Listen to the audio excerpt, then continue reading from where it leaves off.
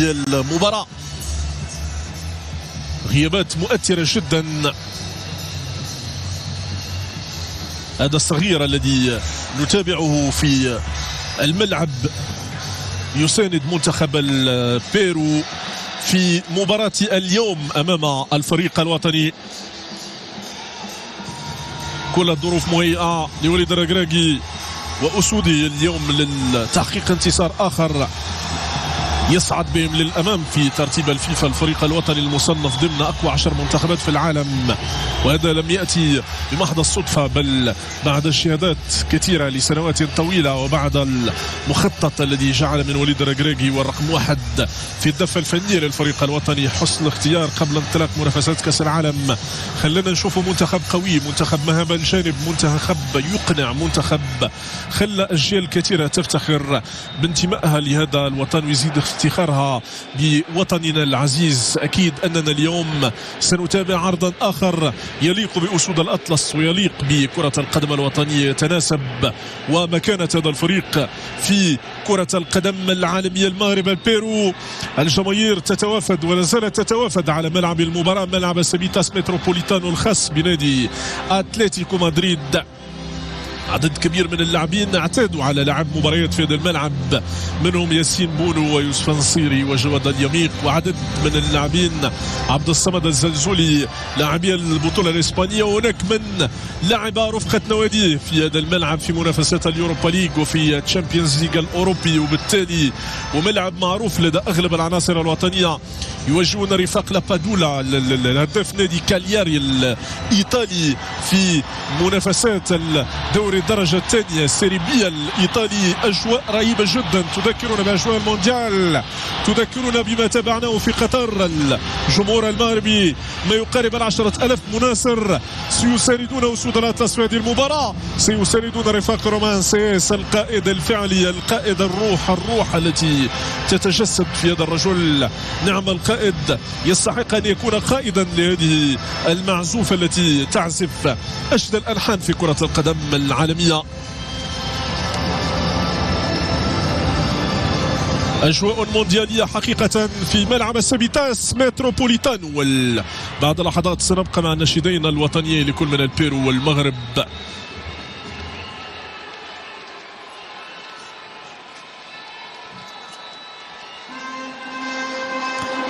نبقى مع السلام الوطني البيروفي.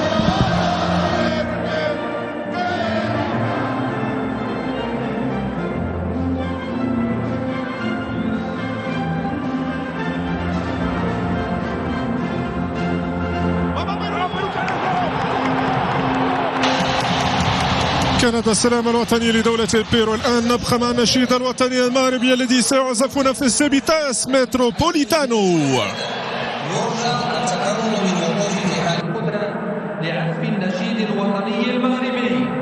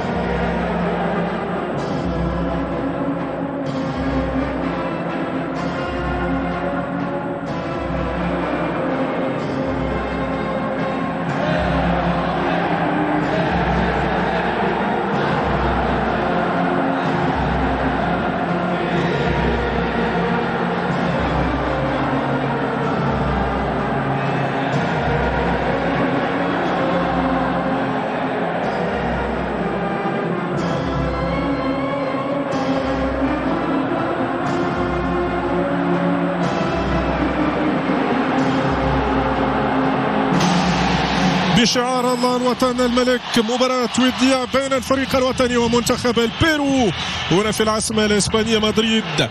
كل التوفيق لأسود الأطلس في هذه الخرجة العالمية أمام منتخب البيرو في هذا الاختبار الودي المهم والمهم جدا لأسود الأطلس أمام منتخب البيرو. المؤكد أنها لن تكون مباراة سهلة للفريق الوطني. هذه نوعية أخرى من المباريات اللي ممكن وأننا نشوفها مستقبلا في الدوريات العالمية وفي المسابقات العالمية. منتخب البيرو كما قلت عاد من خسارة أمام ألمانيا ليبحث عن السقوط مرة أخرى في فخ الخسارة، والذي يلعب هذه المباراة بقيادة خوان ماكسيمو رينوسو في المؤتمر الصحفي قبل هذه المباراة أكد على شيء مهم جدا. قال البيرو تبحث على أن تتعلم من خلال هذه المباريات وبالخصوص أمام الفريق الوطني لكي تواجه البرازيل والباراغواي والأرجنتين بروح استثنائية في التصفيات المؤهلة لكأس العالم. الفريق الوطني منتخب أسود الأطلس، الأسود التي يسمع زئيرها في كل أنحاء العالم. الصحافة العالمية التي تتحدث بإعجاب كبير على ما قدم وما سيقدم عن شخصية البطولة التي يتحلى بها لاعبو الفريق الوطني على الروح الاستثنائية، على الجرينتا من نوع خاص اللي شفناها في كأس العالم وشفناها أمام البرازيل في طنجة البهية، طنجة عروس الشمال التي سوقت للعالم مشهد مماثل لما تابعناه في دولة قطر، سواء على مستوى جودة البنى التحتية أو الأجواء العالمية للجمهور الراقي، للجمهور العالمي الذي يساند الفريق الوطني في حله وترحاله في كل مكان. تجدهم حاضرين اليوم بالرغم ما يرافق أجواء الصيام، لكن الجمهور المغربي حاضر ليدعم أسود الأطلس. الأعداد تتزايد، ما يقارب 15,000 مناصر مغربي يساندون الفريق الوطني في هذه المباراة أمام منتخب البيرو. الفريق الوطني الذي يلعب هذه المباراة بتشكيلة دوميا سيمبونو، يحيى عطية الله، نصير مزراوي، سفيان امرابات، غانم سايس، نايف اكارد، حكيم زياش، عبد الصمد الزلزولي، بلال الخنوس، زكريا بوخلال ويوسف نصيري. فيما منتخب البيرو يعتمد على لويس ادفينكولا، كارلوس زامبرانو، اندرسون سانتا ماريا، ميغيل تراوكو، ريناتو تابيا، يوتشيمار يوتون، اندي بويو، اندري كاريو، ماركو لوبيز وجالوكا لابادولا. جالوكا لابادولا نجم من نجوم منتخب البيرو، هذا الهداف السيربي في ايطاليا، لاعب نادي كالياري. شكرا للعربي بن مبارك في مشهد راقي، مشهد جميل جدا لاعبو الفريق الوطني قبل انطلاق هذه المباراة كما تابعتم على الحسابات الخاصة لقناة الرياضية وللشركة الوطنية للإذاعة والتلفزة المغربية على وسائل التواصل الاجتماعي. كان تكريم من نوع خاص للنجم للأسطورة العربي بن مبارك، نجم أتلتيكو مدريد، نجوم الأتلتي لسنوات كثيرة. تم تكريمه اليوم من طرف عناصر الفريق الوطني هنا في سيبيتاس متروبوليتانو. لحظات وتنطلق هذه المباراة الودية السادة في مدريد. الفريق الوطني يبحث عن وجه آخر يسوق للعالم من خلال أرضية ملعب السيبيتاس. تنطلق هذه المباراة، كرة من نايف أجارد، نايف ليلعب لويس فانسيري الذي يلعب اليوم مع زكريا بوخلال في الخط الأمامي. بلال الخنوس يوصلها من جالس يحيى عطية الله رسمي في هذه المباراة. يحيى لاعب الوداد يعيدها مجددا للقائد الفعلي في محور خط الدفاع رومان سيس. رومان ينقلها في محور خط الدفاع لنايف أجارد، نجم نادي وست هام الانجليزي، واحد من افضل مدافع البريمير ليج. حكيم زياش، حكيم الضغط العالي من طرف لاعبي المنتخب البيروفي. البيرو لن يغامر في هذه المباراة. المنتخب البيروفي سيلعب باقتصاد كبير في هذه المباراة، يعلم جيدا قيمة وخطورة العناصر الوطنية وسيبحث عن الظهور بوجه يبعد عن مناصريه ما تابعوه في المباراة السابقة أمام منتخب ألمانيا. كرة من سفيان امرابات، اللاعب الذي لا يعوض في خط وسط الفريق الوطني. نصير المزراوي يلعب لبوخلال لنصير، نصير يحاول أن يوصلها لحكيم زياش، لكن تدخل الدفاع البيروفي. حكيم كرة في التماس للعناصر الوطنية. الجمهور اللاتيني والجمهور المغربي لو التقيا معا في نفس الملعب اكيد انه الاجواء تكون يصعب وصفها ويصعب اننا نقدم لكم ولو شويه مما نعيشه في ملعب متروبوليتانو في هذه الليله من ليالي مدريد، في هذه الليله من ليالي كره القدم العالميه. ضربة خطأ للمنتخب البيروفي. ميغيل تراوكو يلعبها لحارس مرمى بيدرو جاليس لمنتخب البيرو. تتحول كرة من الطرف الأيمن. أندرسون سانتا ماريا يصل بالكرة في محور خط الدفاع لمنتخب البيرو في محاولة منه للخروج بالكرة. هذا أندري كاريو لاعب الهلال السعودي زار المغرب مع الهلال في منافسات كأس العالم للأندية. كرة بيروفية لكن الضغط والتغطية من نصير المزراوي. يلعبها النايف أقرد يوصلها رومان سيس. رومان عنده يحيى عطية الله من الطرف الأيسر الدائرة الأيسر. هناك انطلاقة البلال. الخنوس لاعب نادي جانك البلجيكي أفضل لاعب واعد في البطولة البلجيكية. النجم الصاعد في هدوء في سماء كرة القدم المغربية. بلال الخنوس نجم يستحق منا الكثير من الاهتمام، يستحق منا الكثير من الدعم، لأنه يذكرني شخصيا ببداية مبارك بوصوفة لاعب أندرلخت البلجيكي السابق. بلال الخنوس كانت عنده نفس البدايات في أندرلخت قبل أن يغادر نحو جانك، وما نظن شيء أنه سيطول به المقام في البطولة البلجيكية، لأنه يتوفر على خامة فنية ما شاء الله عليه من مستوى عالي جدا. لويس ادفينكولا الظهير الايمن للبوكا جونيورز. كاريو يبحث عن ايصال الكره للابادولا تشاليوكا. كره للامام للعناصر الوطنيه. الضغط العالي، الضغط من يوسف نصيري وزكريا بوخلل وتدخل الحارس بيدرو جاليس. نصير المزراوي امام كاريو. استخلاص الكره من سفيان امرابط. يرجع نيفاغر تصل رومان سيس لدفاع الفريق الوطني. رباعي خط دفاع في هذه المباراه يحيى عطية الله ونصير المزراوي ورومان سيس. نيفاغر في غياب اشرف حكيمي الذي يغيب عن هذه المباراه.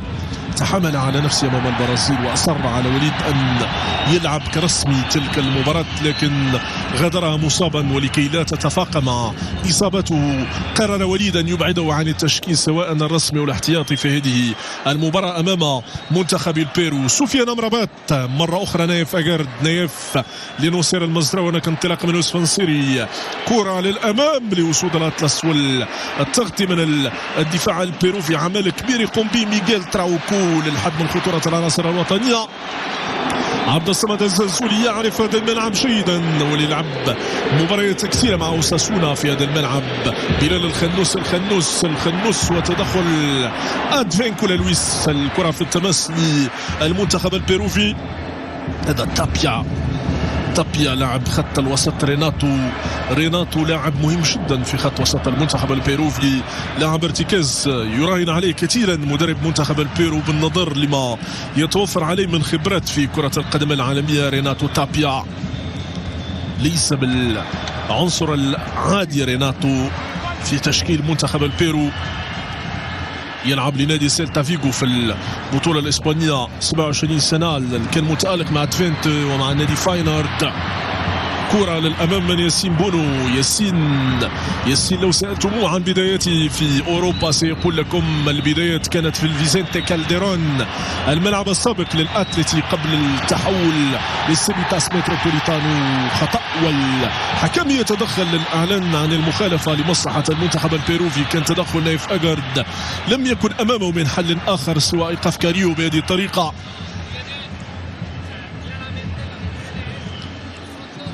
نب نايف أقرد بداية هذه المباراة. الدقائق الأولى منها دقائق صعبة جدا على منتخب البيرو ولا على الفريق الوطني. من سيسجل سيقطع شوط مهم للفوز بهذه المباراة الودية. الفريق الوطني ما بقتش عنده فوارق ما بين المباريات الودية والرسمية، كلهم سواء ما يبحث عنه الانتصار لإقناعكم، الانتصار لإرضائكم، الانتصار لكي تستمتعوا بمباريات وصول الأطلس الودية منها والرسمية. كرة للأمام في منطقة الجزاء لكن بعيدة عن تابيا. كانت المتابعة في القائمة الثانية 6 دقائق الأولى من هذه المباراة، والنتيجة كما أمام حضراتكم لازالت 0-0 بين المغرب والبيرو. جماهير البيروفيا أجواء استثنائية اليوم في كل شوارع مدريد. كرة تتحول من نايف أجرد لرومان سيس. الرومان من الطرف الايسر تصل الكرة من جديد يحيى عطية الله. يحيى للامام لبلال الخنوس. بلال الخنوس تتحول كرة من جديد لنايف أجرد. المتابعة من هجوم المنتخب البيروفي، التدخل من سفيان امرابط وبلال الخنوس ما شاء الله عليه. كرة للامام من جديد للعناصر الوطنية، للامام سيروا للامام، لكن الكرة اقرب لحارس مرمى البيرو بيدرو غاليس.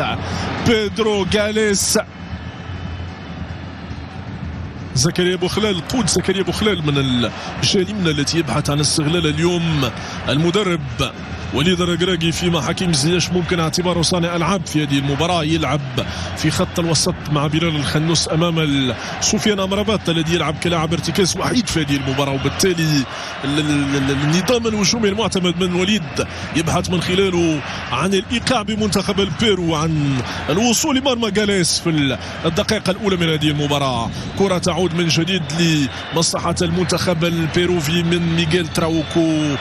التغطية والتدخل من نايف أجرد. نايف يلعب للأمام لحكيم زياش. حكيم مرة أخرى تدخل ميغيل تراوكو. الحكم يقول ضربة خطأ لمصلحة المنتخب البيروفي. وتشيماريو تون يوصل من جريمنا لأدفينكولا لويس. أدفينكولا يمر صعبة للبيرو، لكن الحكم يرصد وجود خطأ لمصلحة العناصر الوطنية. الفريق الوطني الذي يبحث عن ذاته في الدقيقة الأولى من هذه المباراة. مرة طبيعي جدا العناصر الوطنية وليد اليوم يخضع التشكيل لعدد كبير من التغييرات، ربما الإصابة فرضت عليه وأن يغير أشياء كثيرة. نعرف دور الكبير لكل من عز الدين أناحي وسفيان بوفال يغيبان معا عن التشكيل في هذه المباراة. سفيان بوفال في بنك البدلاء وعز الدين أناحي يغيب عن هذه المواجهة بسبب الإصابة. فرصة أمام عبد الصمد الزلزولي لكي يقدم ورق اعتماد ورفقة الفريق الوطني. ياسين بونو رقم واحد. بونو، نعم الإنسان معرض للخطأ، لكن الخطأ في كرة القدم أمر وارد، هذا لا ينقص شيئا من قيمة البورتيرو رقم واحد في الفريق الوطني ياسين بونو. كرة من يحيى عطية الله. يحيى للأمام عبد الصمد الزلزولي. الضغط من أدفينكولا. الزلزولي ممتاز جدا، ممتاز عبد الصمد، والخطأ للفريق الوطني. كرة للأمام من زكريا بوخلال اللي يوصلها لنصير المزراوي. نصير نحو حكيم زياش، ممتازة جدا للعناصر الوطنية. مازال الإرادة حاضرة، إمكانية للعناصر الوطنية، فرصة في منطقة الجزاء، لكن تدخل دفاع البيروفي. تعود من كاريو. سفيان مرابط يستخلص الكرة أمام كاريو مجددا. نجم الهلال السعودي كاريو يبحث على بادولا. كاريو نايف أجرد. نايف وكاريو ونايف يبعد الكرة في التماس لمصلحة منتخب البيرو. نايف أجرد عنصر الأمان، عنصر الثقة. نايف المجتهد، ولكل مجتهد نصيب. بدايته في البطولة الوطنية، واليوم واحد من أقوى مدافعي الدوري الإنجليزي والفريق الوطني رفقة رومان سيس. من ضمن شيء أنه الأسئلة تطرح حول دفاع الفريق الوطني في ظل تواجد هذا الثنائي نايف أجرد ورومان سيس. كرة في تماس للمنتخب البيروفي. ميغيل في تنفيذ تماس للمنتخب البيروفي. نظرات وليد يتمنى لا تخطئ هدفها في هذه المباراة أمام البيرو. كرة في تماس، طلب للكرة من يوتشيماريو تون، لكن ضاعت من كاريو. تتحول من جديد من نايف أجرد، والكرة في تماس ريناتو تابيا.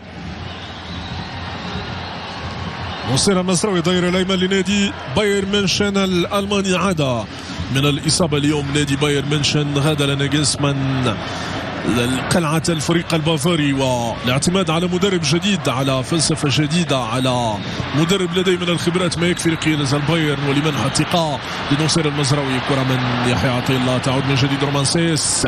الرومان لسفيان امرابط. سفيان امرابط وسط لاعبي المنتخب البيروفي يخرج بكورته يلعبها لنصير، نصير لحكيم زياش، حكيم ينتظر الدعم والسند اللي يجيله من زكريا بوخلال. الحكم يطالب بمواصلة اللعب، يقول ما فيش خطأ تماما. كرة من سفيان امرابات للفريق الوطني، يحاول وانه يكسر هذا التماسك البيروفي في هذه المباراة. كرة للامام للامام للامام للامام، سيروا للامام، والحكم يطالب بمواصلة اللعب، يقول ما فيها ولا شيء، يقول ما فيها ولا شيء للفريق الوطني. فرصة كان بإمكانه أن تغير أشياء كثيرة في الدقيقة الأولى من هذه المباراة للفريق الوطني أمام الحارس جاليس. الإعادة عمل كبير في الكرة الماضية، ما كانش مقصودة تماما. هذا الذي يدفع الحكم لكي يأمر بمواصلة اللعب في المرة الأولى وفي المرة الثانية، والكرة في الأخير خطأ لمصلحة المنتخب البيروفي. هنا تدخل دفاع المنتخب البيروفي، تدخل ممتاز جدا من دفاع البيرو عبر أندرسون، سانتا ماريا وكارلوس زامبرانو. ثنائي دفاع المنتخب البيروفي، الثنائي الذي يراهن عليه المدرب خوان ماكسيمو رينوسو للحد من خطورة الفريق الوطني في هذه المباراة. كرة في خط دفاع سانتا ماريا لريناتو تابيا يلعب كورته من الجهة اليمنى لأدفينكولا لويس. أدفينكولا هجوميا ممتاز جدا. أدفينكولا كرة تعود من جديد لمنتخب أسود الأطلس لرومان سيس في خط الوسط. بلال يلعبها من الطرف الأيمن لنصير المزراوي. نصير نحو بوخلال ليوصلها الحكيم. حكيم في خط الوسط لسفيان امرابات تلعب كرة من الطرف الأيسر للفريق الوطني مرة أخرى. عبد الصمد الزلزولي لبلال الخنوس، لكن تعامل ذكي من طرف دفاع منتخب البيرو ما يخليش المساحة تماما للعناصر الوطنية لصناعة اللعب في هذه المباراة. قلت لكم سمعة الفريق الوطني سبقه لكل أنحاء العالم، وهذا اللي يخلي المنتخبات اللي يلعبوا أمامها تحاولوا أنها تقيد خطورتنا وتقيد الكفاءة الفنية اللي يلعب بها الفريق الوطني. اليوم غياب عز الدين وناحي اكيد انه سيكون فراغ كبير في خط الوسط. نعرف جيدا قيمه لاعب اولمبيك مارسيليا عز الدين وناحي المجتهد، وناحي الذي شاد كثيرا في يوم من الايام في بولونيا في كاس العالم دانون، وكان في سنه ربما لا يتجاوز 12 سنه. مشى ممثلا لحي لالا مريم لكي يلعب برفقه فريق البرنوسي في بطوله كاس العالم دانون عام 2012 في بولونيا في فارسوفيا. كان نجما واليوم شارك في كاس العالم وكان واحدا من نجوم الفريق الوطني. هنا الطموح اللي وصل، الاجتهاد اللي وصل، التضحيات اللي توصل، والكره للمنتخب البيروفي. كره للبيرو تصل لأدفينكولا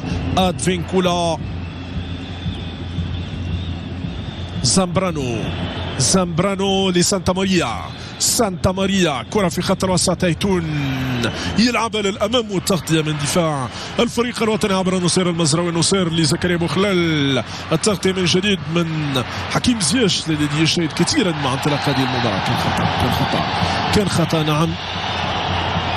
كان خطأ واضح والحكم يتدخل، وأكيد أنه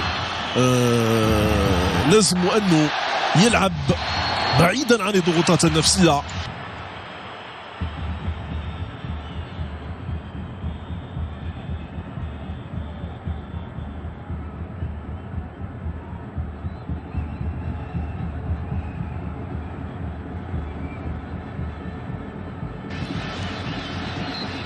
كرة للفريق الوطني، حكيم زياش لنايا فقاد للفريق الوطني. تصل كرة لسفيان امرابات، رومان سيس، رومان في دفاع الفريق الوطني. تصل كرة ليوسف نصيري، المتابعة من زكريا بوخلال أقرب للحارس جاليس. ريناتو تابيا ضغط على حمل الكرة عبد الصمد الزلزولي، والكرة تعود من جديد لدفاع منتخب البيرو. يتراجع إيقاع المباراة بعد البداية اللي كان فيها إيقاع محترم جدا، لكن الربع ساعة الأولى هذه الهدف سيغير كثيرا من طقوس هذه المباراة وتفاعلاتها. كرة من سفيان امرابات، سفيان هناك طابلة الكرة من عبد الصمد الزلزولي. سفيان امرابات يغير الوجه للطرف الأيسر يحيى عطية الله نحو رومانسيس. رومانسيس القاعدة الخلفية للفريق الوطني بتواجد رومانسيس ونايف أجرد. حكيم زياش مفروض عليه أنه يتراجع شوية للوراء لصناعة اللعب ولتحرير رفقاء وزملائه في هذه المباراة. كرة نحو يوسف نصيري. يوسف نصيري لكن أقرب للحارس جاليس. جاليس لريناتو تابيا. ريناتو كرة من جديد سانتا ماريا. سانتا ماريا لمنتخب البيرو.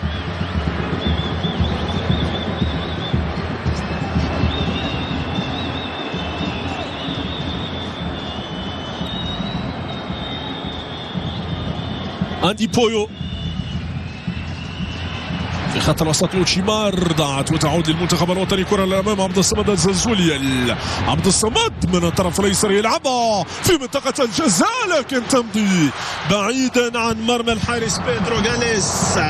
بيدرو جاليس هذه كرة أولى في هذه المباراة كان بإمكانه أن تغير من النتيجة. عبد الصمد الزنزولي يعني الكفاءة الفنية اللي تنفع كثير في مثل هذه المواقف. المتابعة كانت من زكريا بوخلال، كانت طويلة عليه شوية، تضيع الفرصة الأولى للفريق الوطني في هذه المباراة. بيدرو جاليس. الجمهور المغربي يخلق أجواء استثنائية هنا في مدريد في سيفيتاس متروبوليتانو. مدريد التي تتوفر اليوم على ملعبين من مستوى عالي جدا. سيفيتاس متروبوليتانو ملعب الاتلتيكو مدريد دون النغفل عن سانتياغو برنابيو.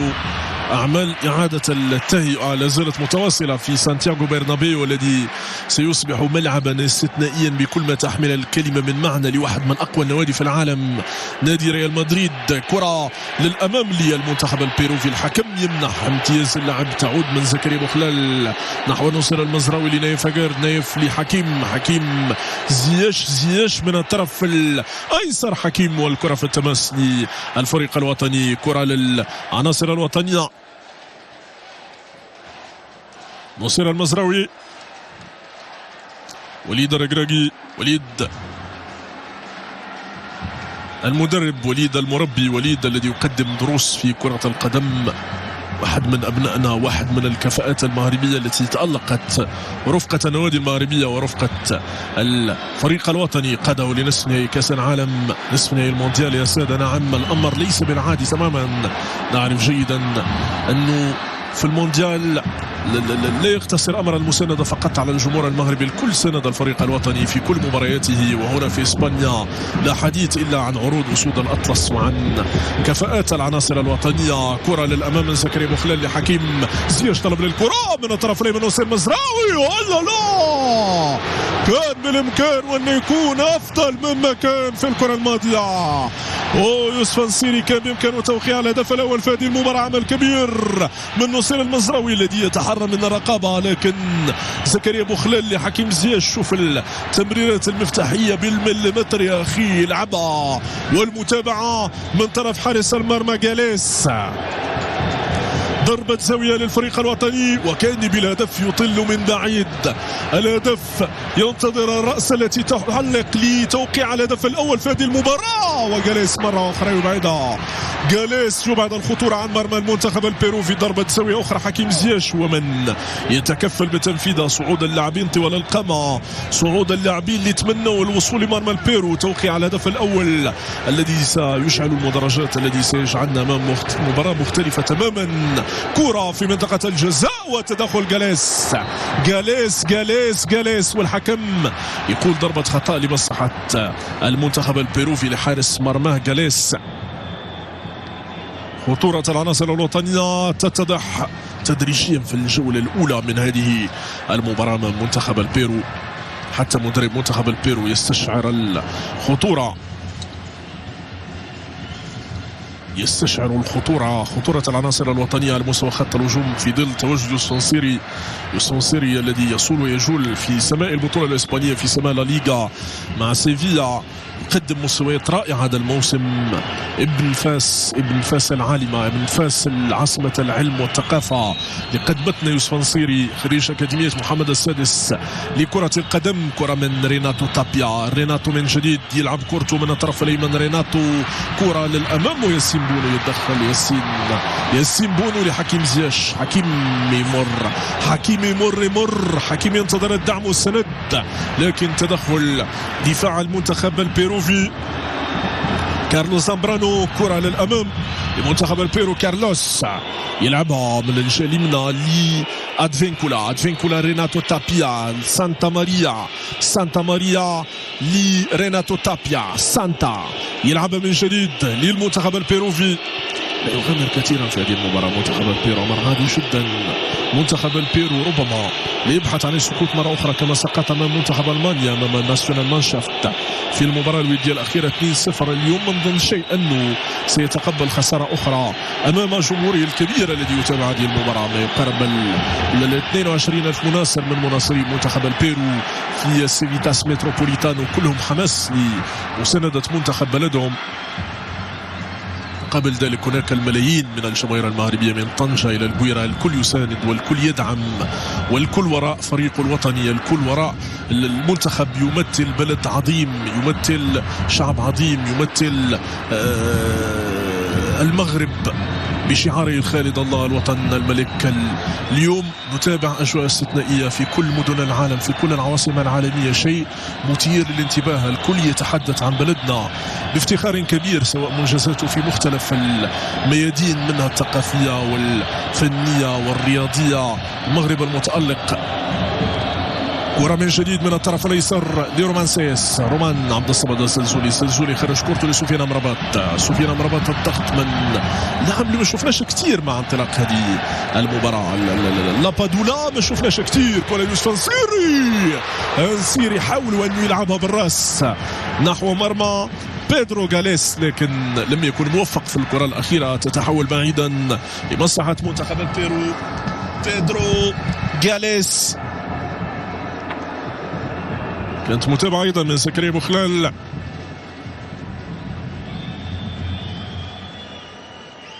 ضربة مرمى للمنتخب البيرو في غاليس، والحارس الأكثر اختبارا في ال 22 دقيقة التي مضت من زمن الجولة الأولى من هذه المباراة بين المغرب والبيرو. بيدرو غاليس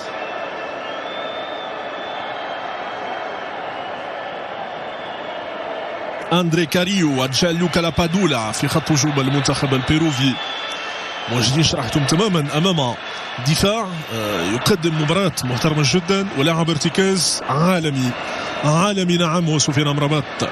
لما سئل وليد الركراكي اليوم امس المؤتمر الصحفي قال المركز ربما اللي شاطنك شويه، المركز اللي ما مخليكش مرتاح، المركز اللي ما عندكش فيه خيارات كثيره. قال نعم، سفيان امرابط لا يعوض في خط وسط الفريق الوطني. عندي بدلاء في كل المراكز، لكن سفيان امرابط لاعب بمواصفات سفيان امرابط صعب انك تجده في الفريق الوطني في هذه الساعه. كرة من جديد في خط الوسط نحو أندرسون سانتا ماريا يلعب كرة للأمام نحو لابادولا الإيطالي البيروفي، كان في وقت من الأوقات يحلم بلعب لاتزوري الإيطالي. كرة للفريق الوطني للأمام، لكن راي مرفوعة من طرف الحكم المساعد الذي يعلن عن تسلل يوسف نصيري.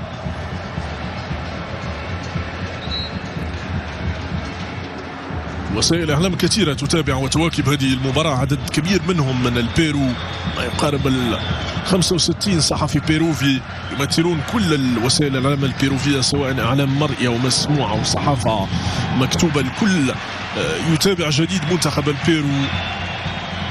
البيرو في تصفية المونديال. لن يكون الأمر سهل المرة، يعني هامش التأهل سيكون أكبر. نعرف جيدا أن المونديال ب 48 منتخب يختلف تماما عن المونديالات السابقة، هناك فرص أكبر للمشاركة في المونديال.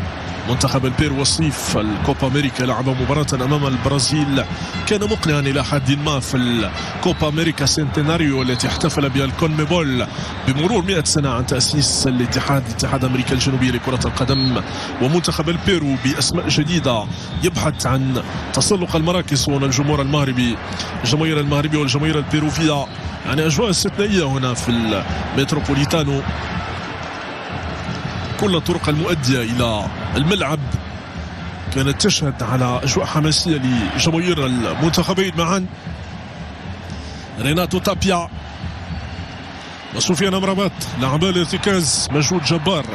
مخرج المباراة يعرف جيدا قيمة خط الوسط في هذه المباراة بين المغرب والبيرو. يوسف نصيري لم يكن محظوظا مع انطلاق هذه المباراة.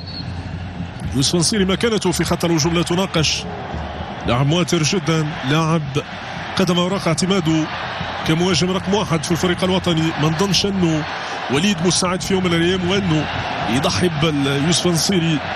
يوسف مسجل الهدف امام البرتغال. يوسف نصيري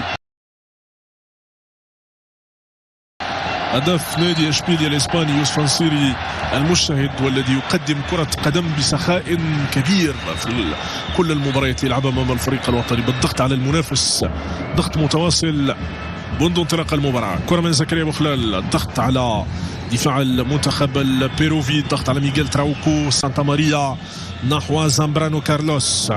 زامبرانو طلب للكرة في خط الوسط من يوشيمار يوتون، والكرة من جديد للحارس بيدرو غاليس.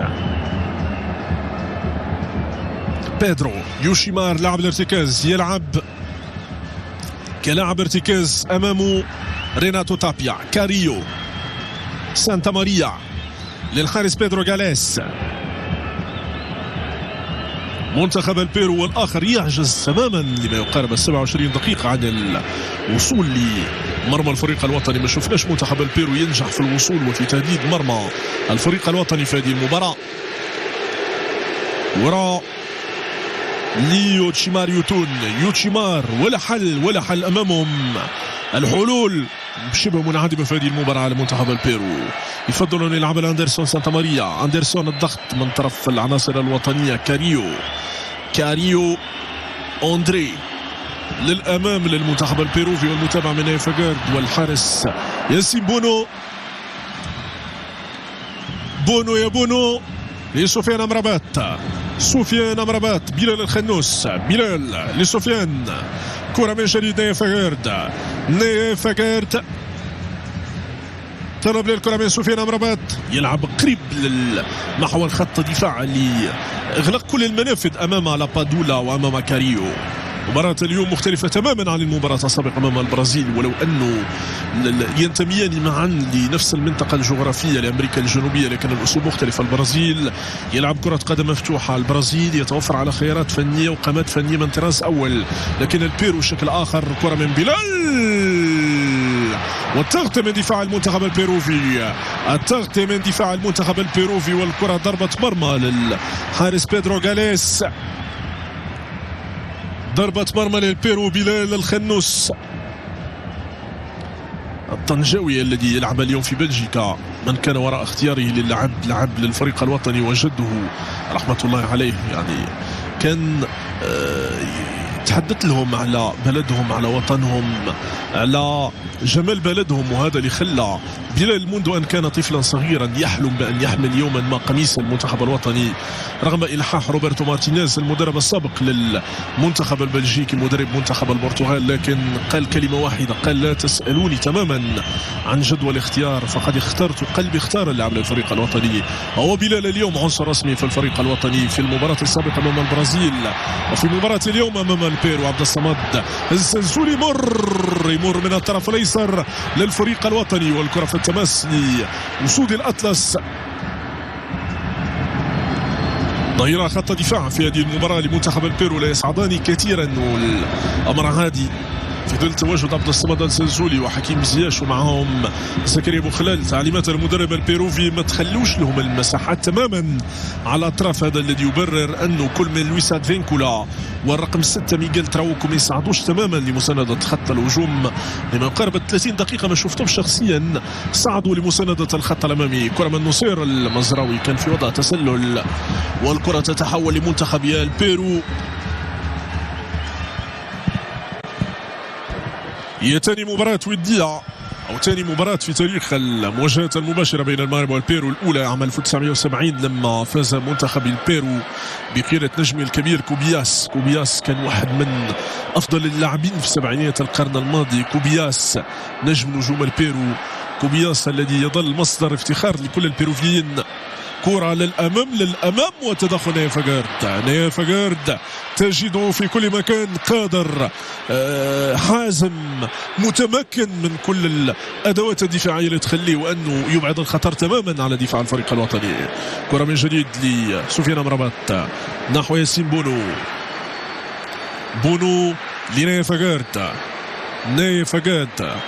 شوف الضغط العالي الممارس من لاعبي المنتخب البيروفي. 4-4-2 من جديد. كرة حكيم زياش، حكيم لنيفاغارد، نايف لياسين بونو. ياسين يلعب كرة نحو بلال الخنوس، تعود لحكيم زياش. حكيم وصير المزراوي يرجعها له يلعبها له. كرة للأمام حكيم لزكريا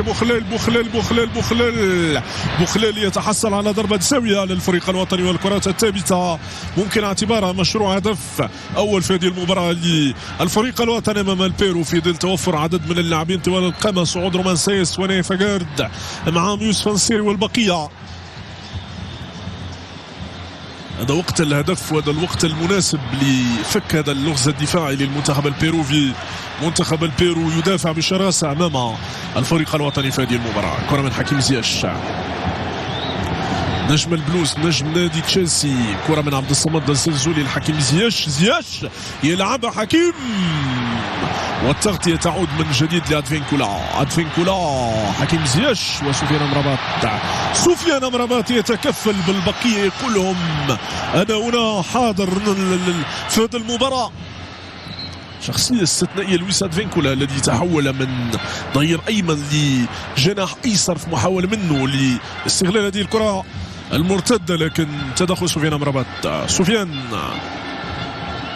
رومان سايس نجم بشكتاش التركي يلعب لنادي بشكتاش، ولو أنه يستحق اللعب لأفضل النوادي العالمية، واحد من أفضل المدافعين في العالم. هذه وجهة نظر كبار التقنيين والفنيين في العالم. كرة للأمام، كرة تكاد يعطيها الله، والتغطية من دفاع المنتخب البيروفي. تعود من جديد عبد الصمد، حكيم زياش، سفيان أمرابات. تعود من جديد لنيفاغارد، نيف لسفيان. كرة نحو رومان سايس، كرة للأمام. يحيى عطية الله يلعبها من جليس بلال. الخنوس محاصر من طرف لاعبين. يا سلام، يلعب كرة بالمليمتر مرة أخرى. كاريو ضاعت تدخل ريناتو في الكرة الماضية. كرة من حكيم زياش يلعبها، والمتابعة والحكم يقول وصلوا اللعب لوجود الخطأ تماما. كرة نحو كاريو أدفينكولا متسلل، والبقية يتكفل بها نيفاغارد يتدخل لبعض الخطر عن مرمى الفريق الوطني. يتدخل أمام كاريو، كاش أمامه سوى إسقاطه بهذه الطريقة.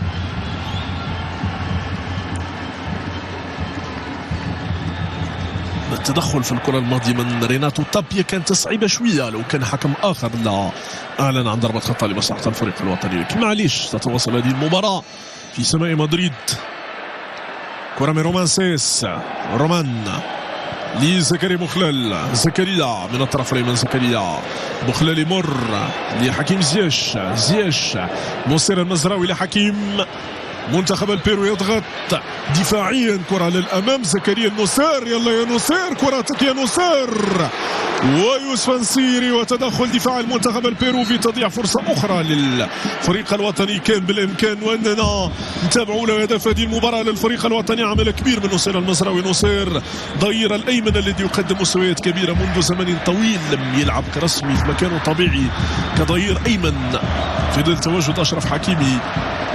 هذا قدر المنتخبات الكبرى، يعني كل مركز تجد لاعبين من نفس المستوى. هذا اللي يخلي وليد يتعامل بحزم مع كل الاختيارات الفنية المتاحة امامه. جماهير منتخب البيرو تساند منتخبها في هذه المباراة، والجماهير المغربية تدعم أسودها، تقف وراء منتخبها، تقف وراء أولادها، تقف وراء مبدعيها في هذه المباراة هنا في سيفيتاس متروبوليتانو. كرة للمنتخب البيروفي من ريناتو تابيا من جديد سانتا ماريا.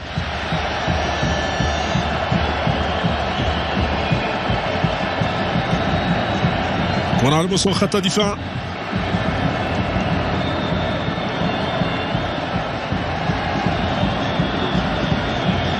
سانتا ماريا للمنتخب البيروفي. منتخب البيرو ادفينكولا معزول تماما في الخط الامامي، طلب متواصل للكرة من ادفينكولا، تتحول كرة من جديد لابادولا والاخر معزول تماما. كرة من جديد للفريق الوطني، حكيم هذا الزمان، حكيم في خط الوسط، حكيم لنايف اجارد، نايف يبحث عن انطلاقات نصير، فضل انه يلعبها مرة اخرى للجري الاسرائيلي سفيان امرابات، سفيان يحيى عطية الله عبد الصمد الزلزولي، لكن لا يتسرع تماما في الكرة مثل هذه. عبد الصمد الزلزولي لحكيم زياش نحو سفيان امرابات، حكيم عبد الصمد الزلزولي لسفيان امرابات، تبادل كروي على مستوى الخط الخلفي، رومان سيس لنايف اجارد، بلال الخنوس كرة لنصير المزراوي، نصير ضير الايمن، ما شاء الله عليه، ما شاء الله عليه، زكريا بوخلال، عبد الصمد الزلزولي، عندك المساحة للتمرير،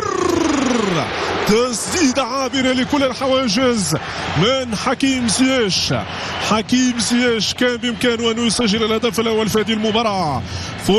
فرصة للعناصر الوطنية، سرعة التحول من الطرف الأيمن، نصير المزراوي يلعبها، المتابعة من زكريا بوخلال، عبد الصمد الزلزولي اللي حرر الكرة ومررها لزياش الذي يسدد بعيدا عن المرمى.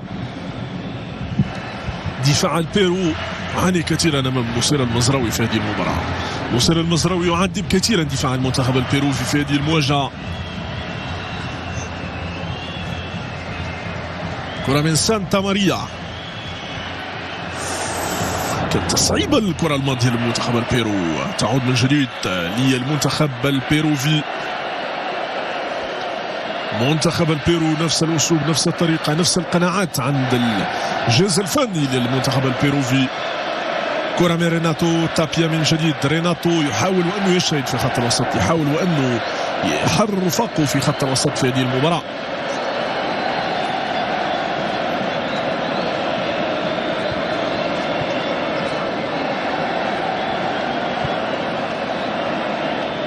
كرة في خط الوسط، يوشيمار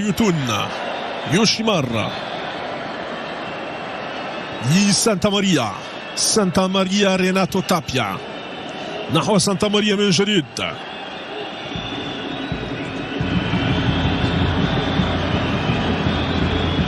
مشهد جانلوكا لابادولا امام تراي محور خط دفاع الفريق الوطني، مشهد يخليك تقتنع ان منتخب البيرو هجوميا وجدش ذاته تماما في هذه المباراة. كرة من بلال الخنوس لعبد الصمد الزلزولي، عبد الصمد تتحول من جديد بلال نحو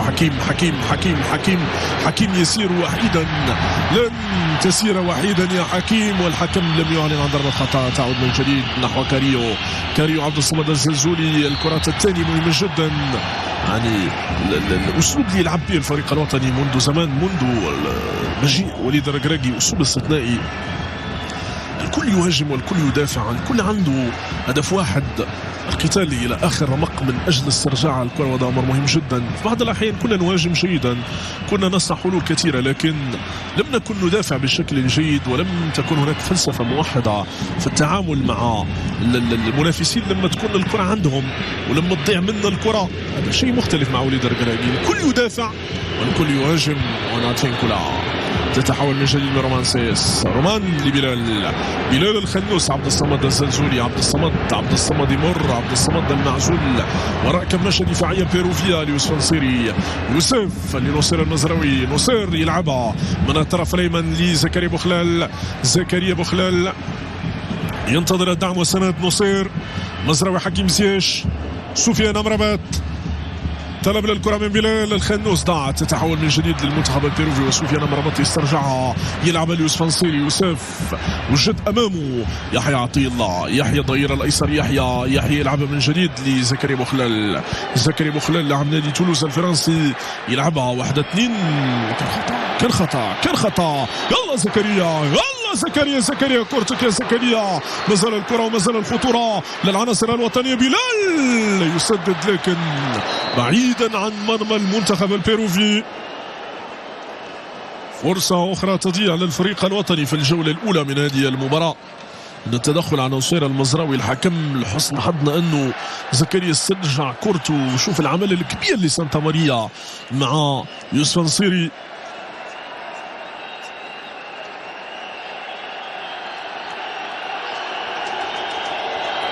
وليد الركراكي في بنك البدلاء يقف شاهدا على ما يقع في هذه المباراة. وليد نعرف جيدا عن الكلمة والعبارة التي كانت تاريخية في المونديال 100 وردة الوالدين اللي كانت حاضرة بقوة، وهذه الابتسامة الجميلة جدا لأشرف حكيمي مع منير المحمدي وباقي بدلاء الفريق الوطني. النية وكلما أحسنت نيتك أحسن الله حالك، وكلما تمنيت الخير لغيرك جاءك الخير من حيث لا تحتسب.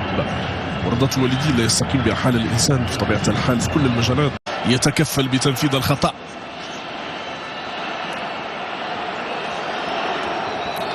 الجمهور المغربي يدعم يساند الفريق الوطني. المدرجات تتزين بالأعلام الوطنية، ونظرت حكيم من ضمن شيء أن ستخيب في هذه الكرة الثابتة. كرة منك يا حكيم يلعبها حكيم، وجرى للحارس البيروفي.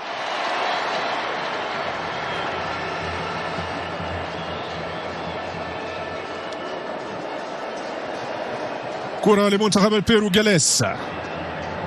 زامبرانو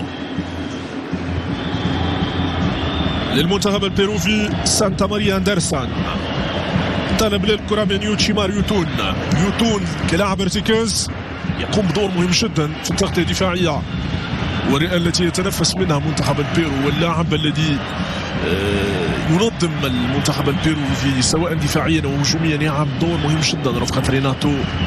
كرة من سانتا ماريا لبيدرو جاليس.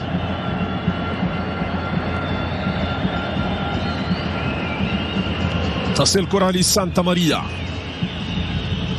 يوشيمار يوتون يلعبها من الطرف الايمن. زامبرانو تضيع، تتحول من جديد للفريق الوطني.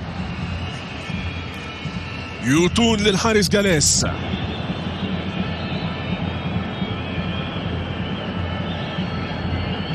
كرة للبيرو. رادار حاضر بتقلو، رادار خط دفاع نايفاغارد. نظام دفاعي مشفر ب نظام تشفير معقد للفريق الوطني، يضم كولمان نايفاغارد ورومانسيس. كرة من جديد ادفينكولا. زامبرانو في خط الوسط ليوتون. تصل كرة ريناتو تابيا. ريناتو خرج كرة من جالسرا وتدخل من دفاع الفريق الوطني. نصير المزراوي دفاعيا 10/10، هجوميا لا يناقش. كرة من جديد حكيم زياش. تصل من جديد لرومانسيس. 3 دقائق وقت مضاف. تلعب كرة لحكيم عنده بلال. حكيم يلعبها ليحيى عطية الله. يحيى سفيان أمرابات نحو عبد الصمد. تصل من جديد سفيان أمرابات لنصير المزراوي. يلعب كورتو لنايفاغارد. وليد اليوم يخضع خط الوسط لمتغيرات يبحث من خلالها عن خيارات أخرى، نظم تكتيكية أخرى ممكن وأنه يلجأ لها في مباريات كأس أفريقيا في تصفية كأس العالم. ضربة خطأ لسفيان أمرابات. أفضل لاعب ارتكاز في العالم. يعني هناك قناعة لدى الكل أنه أي مدرب في العالم يتمنى توفر على سفيان أمرابات. كبار نجوم كرة القدم العالمية يتحدثون بإعجاب كبير على سفيان أمرابات. بلال زكريا لنصير المزراوي مر يلعبها من جديد لزكريا مخلال اللي حضر كورته لحكيم زياش. ماذا سيقوم به حكيم؟ يسدد وتدخل دفاع المنتخب البيروفي. لو لم ترتد من دفاع المنتخب البيروفي لا أخذت مكانها في مرمى الحارس البيروفي.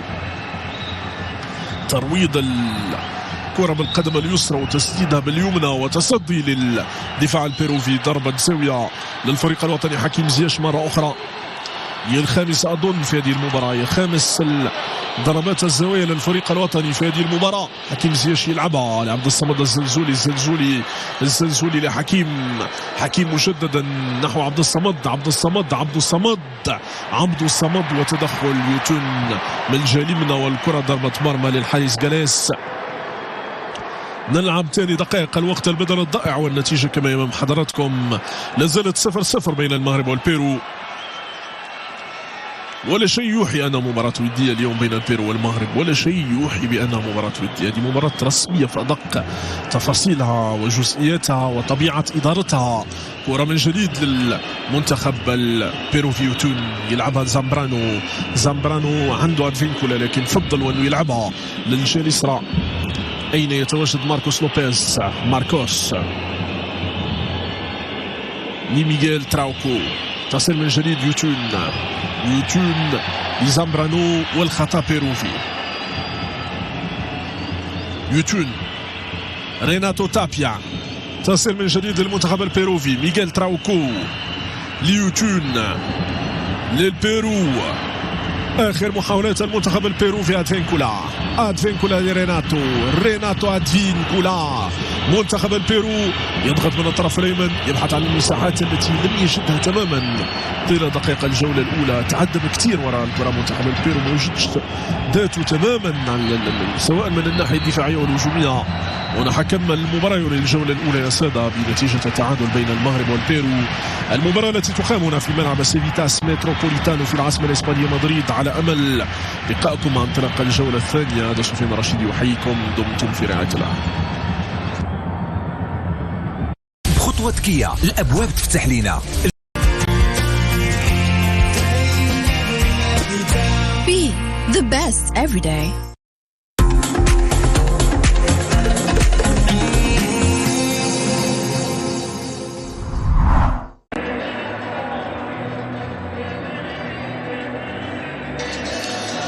مشاهدينا الكرام السلام عليكم ورحمة الله وبركاته. أهلا ومرحبا بكم مجددا لمتابعة الجولة الثانية من مباراة الفريق الوطني والمنتخب البيروفي مباشرة من ملعب سيفيتاس متروبوليتانو، الملعب الخاص بنادي أتلتيكو مدريد الذي يلعب في الليغا الإسبانية.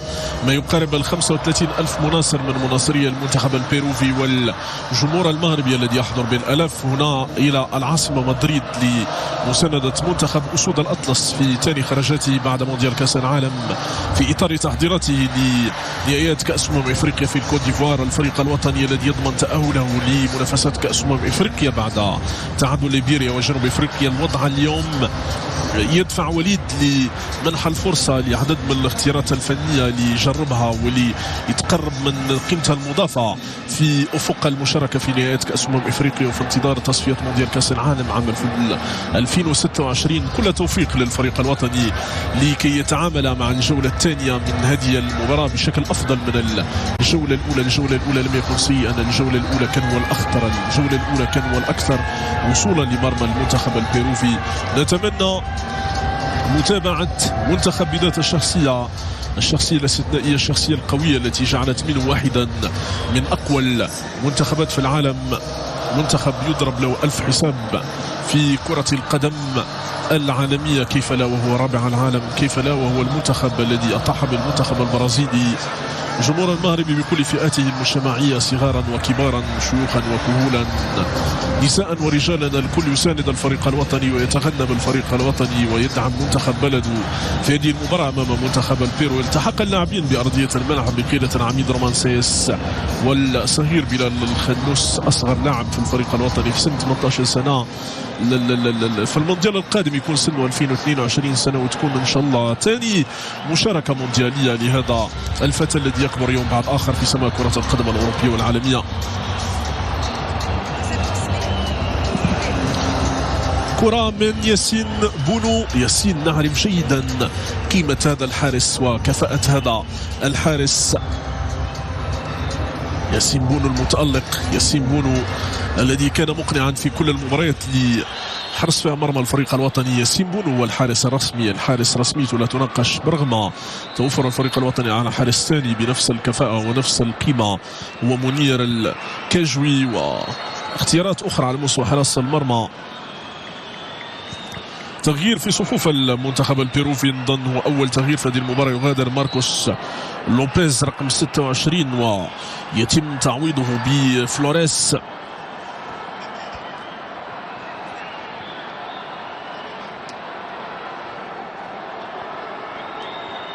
كان تغيير للمنتخب البيروفي، الفريق الوطني الذي يحتفظ بنفس الأسماء على مستوى خط الدفاع. نايف أجارد ورومان سايس معا في محور دفاع الفريق الوطني في هذه المباراة. وأشرف داري لا زال في بنكي البدلاء، لاعب نادي بريست الفرنسي، الواحد من اللاعبين اللي جايين في صمت لأخذ مكانهم في الفريق الوطني رفقة جواد اليميق وعدد من اللاعبين. شادي رياض أيضا لاعب ناشئي نادي برشلونة الإسباني. عدد من الاختيارات على مستوى خط الدفاع. كرة تنطلق والجولة الثانية تنطلق من أقدم لاعبي المنتخب البيروفي، من كارلوس زامبرانو لسانتا ماريا أندرسون، هذا الثنائي الذي يلعب في محور خط دفاع المنتخب البيروفي.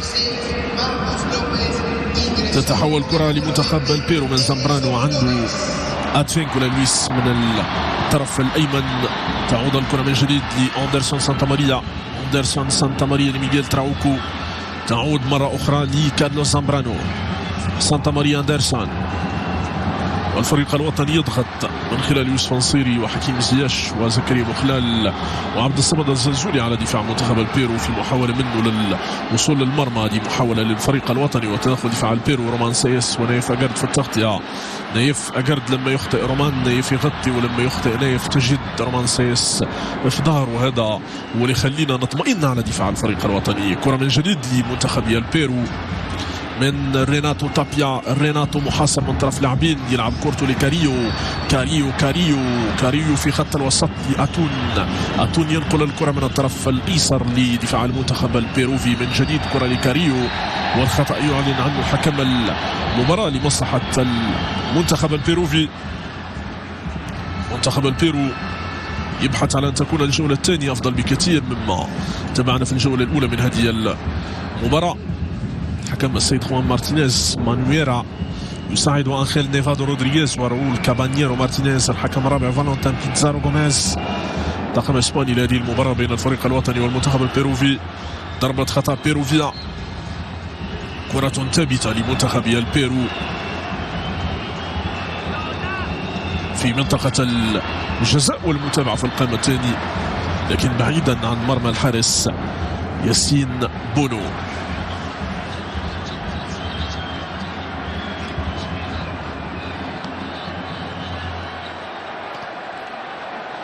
كرة من جديد لنايف أجارد. يحيى عطية الله ينقل كرة للأمام لبلال الخنوس، تصل لرومان سيس القائد. رومان للأمام نحو يوسف نصيري وتغطية من دفاع المنتخب البيروفي. تعود مجددا لكارلوس زامبرانو.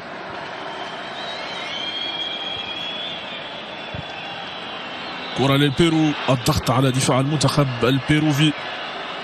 محاولة من العناصر الوطنية لتشديد الخناق على دفاع منتخب البيرو وإجباره على ارتكاب الخطأ، ولو ارتكب الخطأ العقاب سيأتي سريعا من طرف هجوم الفريق الوطني في هذه المباراة. اعتماد منتخب البيرو، هذه كرة صعبة جدا لمنتخب البيرو. ريناتو والتغطية في الأولى والتدخل في الثانية من يحيى عطية الله، والحكم يطالب بمواصلة اللعب. كرة من بلال الخنوس، عبد الصمد الزلزولي يخرج كورته نحو يحيى عطية الله، وهذا المرة خطأ واضح للعناصر الوطنية. من الأخطاء القليلة في هذه المباراة على مستوى خط وسط الفريق الوطني، خطأ على مستوى التمرير والأول في هذه المباراة من سفيان أمرابط. كرة سريعة من ريناتو تابيا، لكن تدخل من سفيان أمرابط ودفاع الفريق الوطني لوضع حد لخطورة المنتخب البيروفي. ريناتو تابيا، ريناتو تحس به الأكثر خطورة، تحس به اللي عنده شخصية وعنده إرادة للوصول لمرمى الفريق الوطني في خط وسط المنتخب البيروفي. رومان سايس للحارس ياسين بونو، ولم يختبر تماما في دقائق الجولة الأولى من هذه المباراة. كرة من نايف أجارد نحو نصير المزراوي. نصير يطلب كرة من الطرف اليمين، تعود من جديد نايف أجارد. نايف يتدخل، تعود من ريناتو تابيا، صعبة لمنتخب البيرو، خطيرة لمنتخب البيرو، والتغطية من دفاع الفريق الوطني. وهنا الحكم يتدخل معلنا عن وجود تسلل في الكرة الماضية لمهاجم المنتخب البيروفي لابادولا. الإعادة كان متقدم على سفيان أمرابط باعتباره آخر مدافع في الفريق الوطني.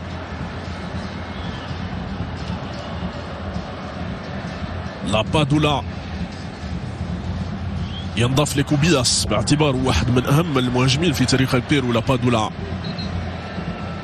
كان حاضرا في أهم الأحداث الكروية في البيرو. لابادولا يلعب اليوم في كالياري. كرة ليحيى عطية الله نحو رومانسيس. رومانسيس الحارس ياسين بونو تعود من ريناتو تابيا. يوتون يلعبها لادفينكولا. ادفينكولا للامام نحو كاريو والمتابعه من رومانسيس. ما زال الخطوره لمنتخب البيرو بلمسه لادفينكولا من الطرف الايمن، لكن بعيدا عن مرمى الحارس ياسين بونو.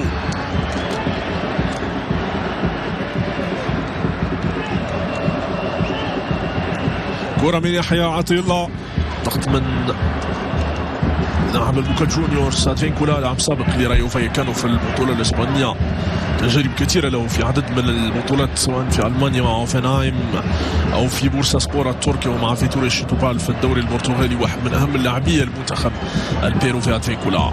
تعود الكرة من جديد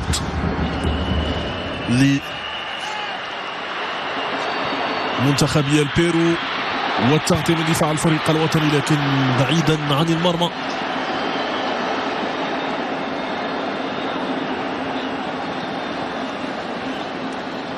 من جديد كرة للفريق الوطني للحارس ياسين بونو.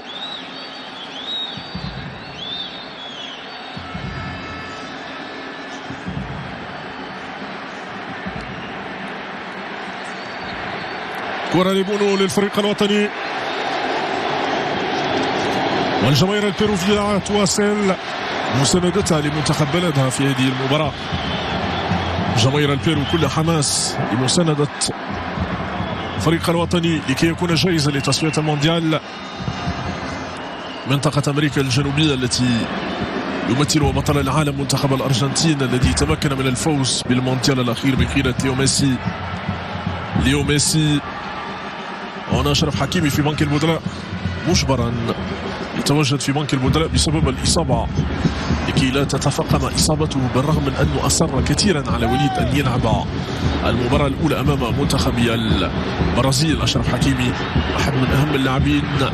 كرة من ياسين بونو، ياسين لحكيم زياش، تتحول من جديد للفريق الوطني من نصير المزراوي. نصير لزكريا مخلل، نصير المزراوي كان هناك خطأ والحكم ما فضلش أنه يمنح الامتياز في الكرة الماضية.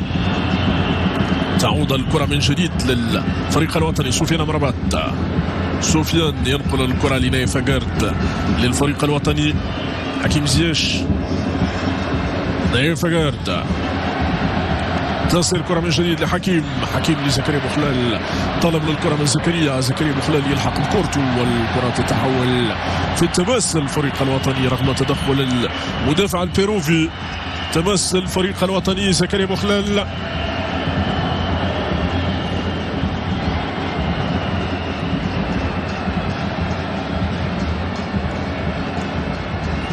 كرة في تماس الفريق الوطني. نصير المزراوي، حكيم زياش نحو نصير وراية مرفوعة من طرف الحكم المساعد.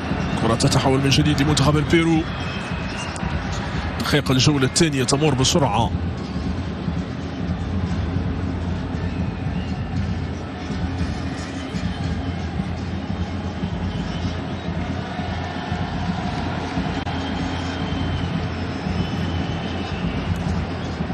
بيدرو جاليس.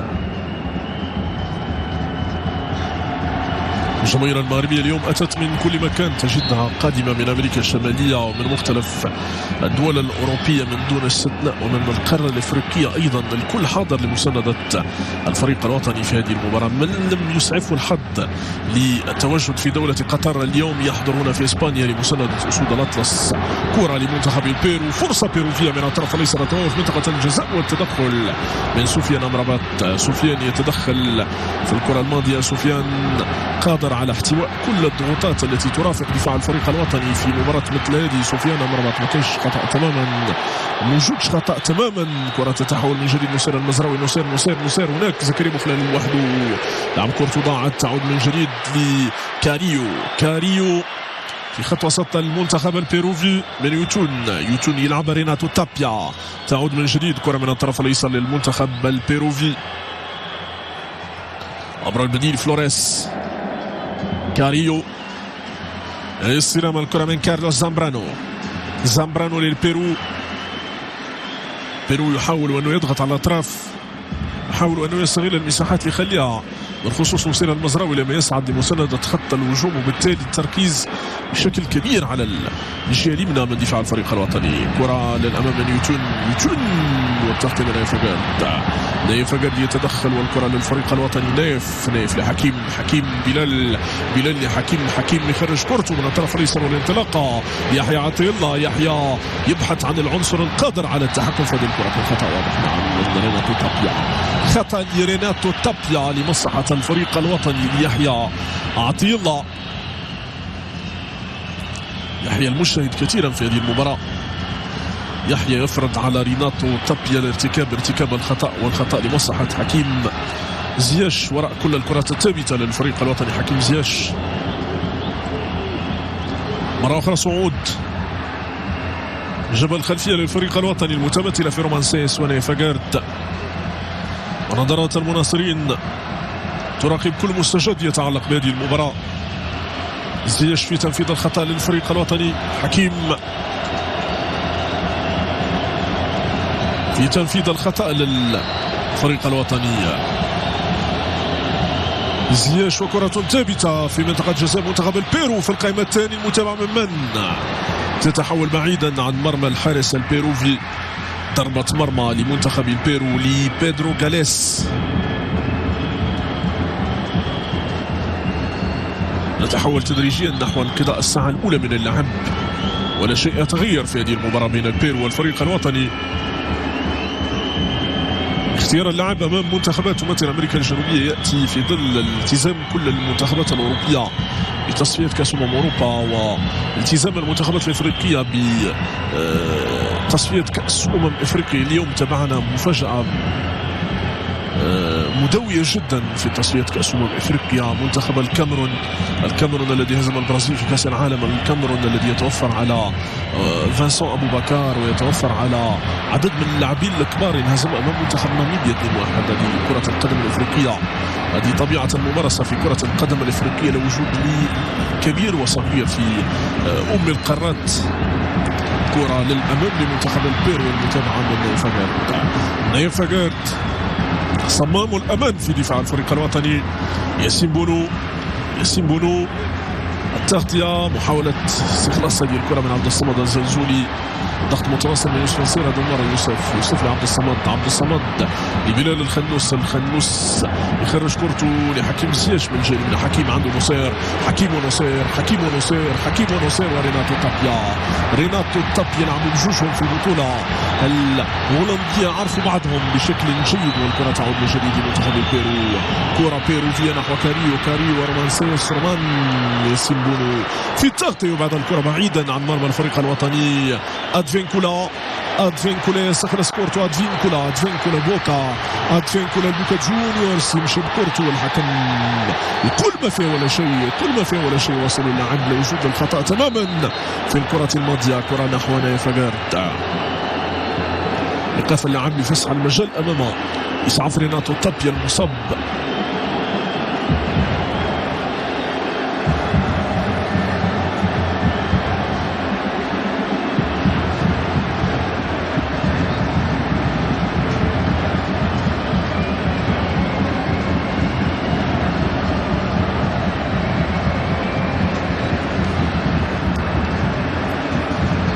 تدخل على أدفينكولا في الكرة الماضية. وليد ربما يفكر في إجراء تغييرين. عبد الحميد الصبيري يستعد للدخول في التشكيل الرسمي للفريق الوطني رفقة أنس الزروي. تغييرين للفريق الوطني لوليد. لكي تتغير ملامح الفريق الوطني، لكي نتابع منتخب أكثر شراسة هجوميا في هذه المباراة في غياب عز الدين أناحي وأشرف حكيمي وسفيان بوفال، مع فتح المجال لعدد من اللاعبين. الفريق الوطني يبحث عن العودة مجددا في هذه المباراة أمام أخواننا رينوسو غوزمان مدرب منتخب البيرو، مدرب سابق لنادي كروس أزول المكسيكي، اليوم يتولى قيادة منتخب البيرو 53 سنة. تغييرات الفريق الوطني: سفيان بوفال، عبد الحميد الصبيري وأنس الزروري، الثلاثي الذي يستعد لحقب التشكيل الرسمي. سفيان بوفال رسمية لا تناقش في كل مبارياته مع الفريق الوطني. سفيان كان مقنعا، كان حاسما، كان مفيدا كثيرا لخط هجوم الأسود في المباريات السابقة سواء في المونديال أو في مباراة البرازيل. كرة من فاجرت نحو سفيان أمرابات، يستلم الكرة من نصير المزراوي، تغيير اللعب من قدم سفيان أمرابات، تصل الكرة للقائد رومانسيس من الجهة اليسرى للفريق الوطني يحيى عطية الله. ممتاز يحيى، تضيع تتحول من جديد لكاريو ليوتون خرج كرة من الجهة اليسرى لمنتخب البيرو في منطقة الجزاء المتابعة في القائمة الثانية، لكن في ظل تواجد يحيى عطية الله صعب على مهاجم البيرو أنهم يصلوا لمرمى ياسين بونو.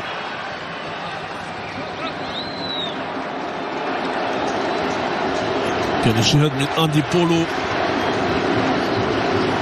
كرة من كاريو ويغادر بلال الخنوس ويدخل عبد الحميد الصبيري. عبد الصمد الزلزول يغادر ويتم تعويض سفيان بوفال.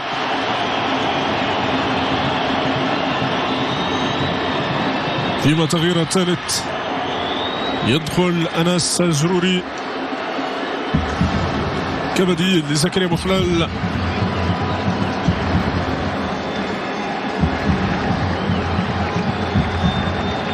تغيير في خطة المنتخب المغربي، خروج رقم 16 صمد الزلزولي ودخول لاعب نادي بيرلي الإنجليزي زروري بعدما شارك بديلا في المباراة الأخيرة في كأس العالم، مباراة تحديد المركزين الثالث والرابع أمام منتخب كرواتيا.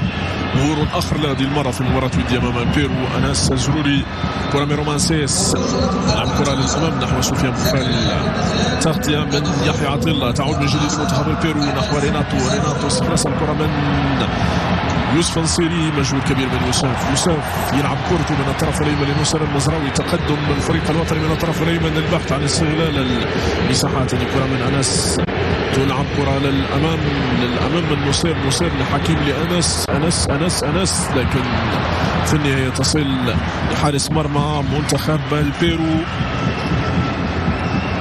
أنس الزروري، 22 سنة، لاعب سابق لنادي سبورتينغ شارلروا في البطولة البلجيكية. بلجيكا اليوم تقدم عدد كبير من اللاعبين للفريق الوطني، رحيم صلاح وطارق سوداني الغائب بسبب الإصابة، ينضاف لهم الزروري وينضاف لهم بلال الخنوس وعدد من اللاعبين. حماس منقطع النظير في كل المدن البلجيكية وبالخصوص في العاصمة بروكسل، في مقاهي العاصمة أو في مقاهي كل المدن البلجيكية تجد شغف لا حدود له وحب لا يناقش لبلدهم. كان تفاعل كبير في موضوع كأس العالم. كرة في التماس لمنتخب البيرو، أدفين كولا في تنفيذ التماس لمنتخب البيرو. نايف فاجرت في التغطية للفريق الوطني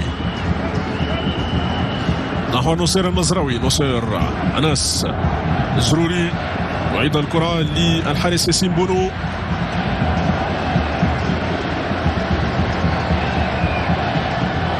سفيان أمرابات، عبد الحميد الصبيري لنايف فاجرت، تصل الكرة حكيم زياش، كرة للأمام لنصير مزراوي يلحق بالكرة نصير، يتحصل الحكم شاف انه ما كاينش تسلل في الكره الماضيه، نظن انه اخر من لمس الكره هو مدافع منتخب البيرو واخر من لمس الكره هو لاعب منتخب البيرو. والإعادة لا، كرة تجاوزت بكامل محيط الملعب. متابعة من أندرسون سانتا ماريا.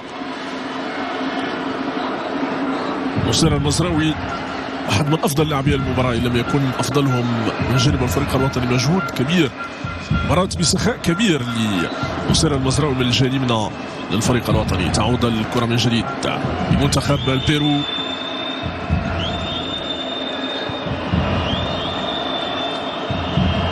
حارس المرمى بيدرو غاليس. تصل الكرة لكارلوس زامبرانو. غاليس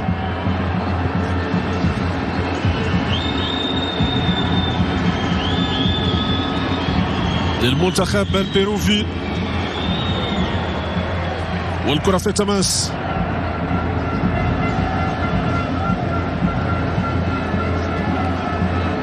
ستة 66 دقيقة من اللعب والنتيجة لم تتغير بين الفريق الوطني ومنتخب البيرو. يوسف نصيري ينتظر السند جالو من الجانبنا للفريق الوطني ناس المراوغة والبحث عن التوغل من الطرف الأيمن للفريق الوطني ناس الزروري، لكن تدخل دفاع المنتخب البيروفي.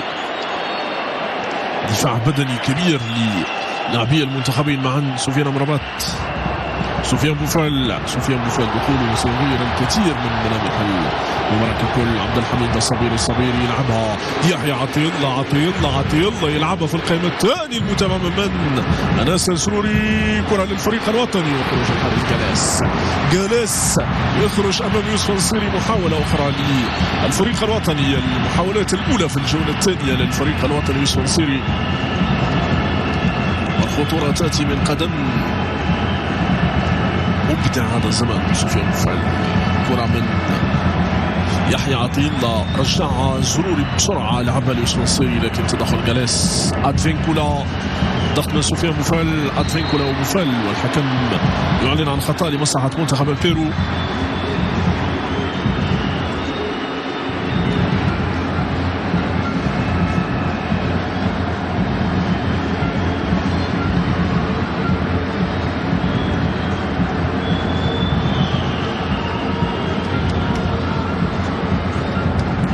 وليد ربما يفكر في منح وقت أفضل أكثر بكثير لعمر اللوزة نعرف جيدا أنه كان مرشحا للمشاركة في كأس العالم لولا الإصابة التي لحقت به في الأسابيع الأخيرة التي كانت تفصل وليد عن الإعلان عن اللائحة النهائية للمشاركة في المونديال.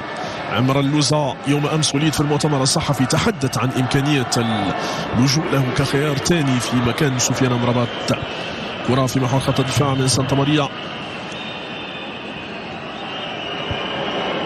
كارلوس زامبرانو لبيدرو غاليس. يتراجع إيقاع المباراة في الجولة الثانية. رومانسيس، خطأ مينسيس.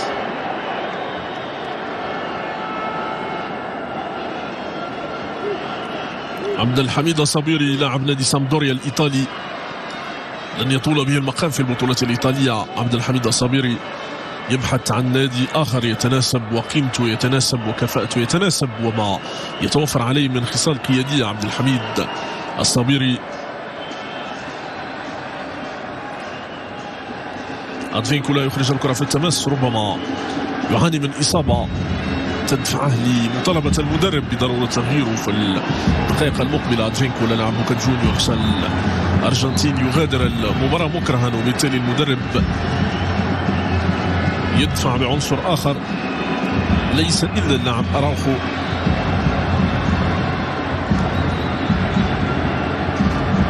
نقترب من دخول الثلث ساعة الأخير من المباراة ككل، والنتيجة 0-0 بين المغرب والبيرو.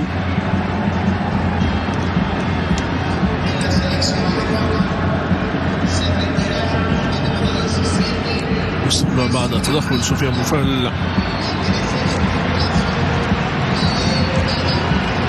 أدفينكولا يعوض بأراوخو.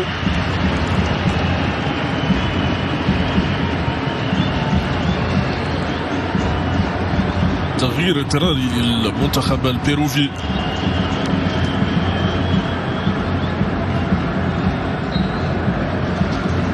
المباراة تتواصل. سفيان بوفال يلعب كورته لحارس مرمى المنتخب البيروفي بيدرو غاليس.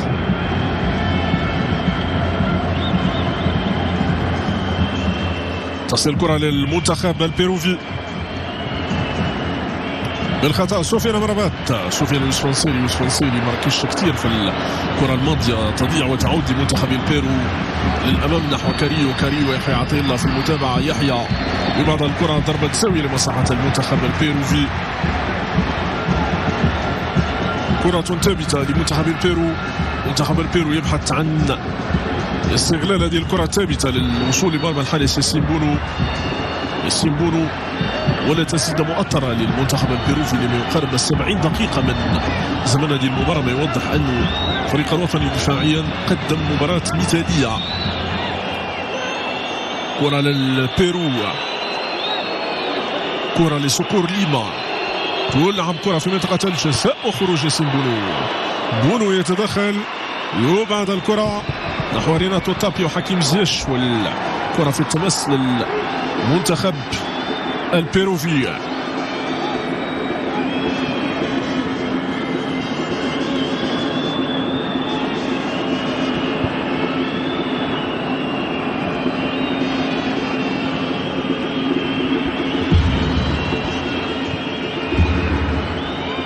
كرة للحارس جاليس،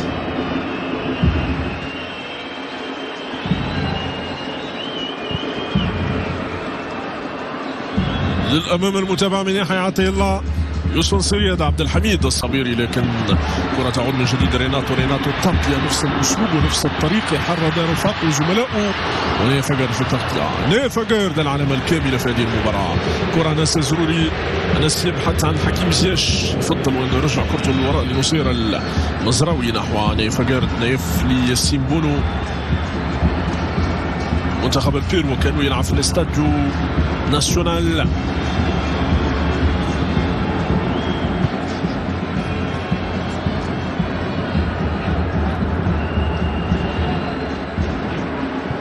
سفيان أمرابات بعيدا عن عبد الحميد الصبيري. مع في فلورنسا، في فيرنسي، في الدوري الإيطالي مع فيورنتينا. لما يمشي له السنة المقبلة ربما يكون الوضع مختلف، ولما يلعب كثير في البطولة الإيطالية ده عنصر مهم جدا على مستوى الارتكاز في منتخب أسود الأطلس. كرة من عبد الحميد، سفيان أمرابات، تلعب كرة من الطرف الأيمن نيفقرت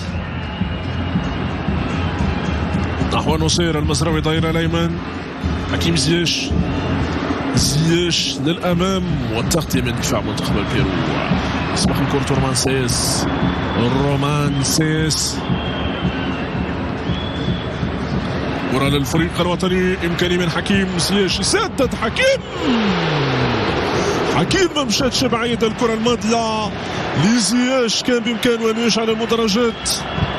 كرة والتفاعل أمامكم، كرة ممتازة جدا. حكيم زياش روض كرة وسددها، ما مشاتش بعيد تماما عن مرمى الحارس جاليس. تضيع فرصة للفريق الوطني.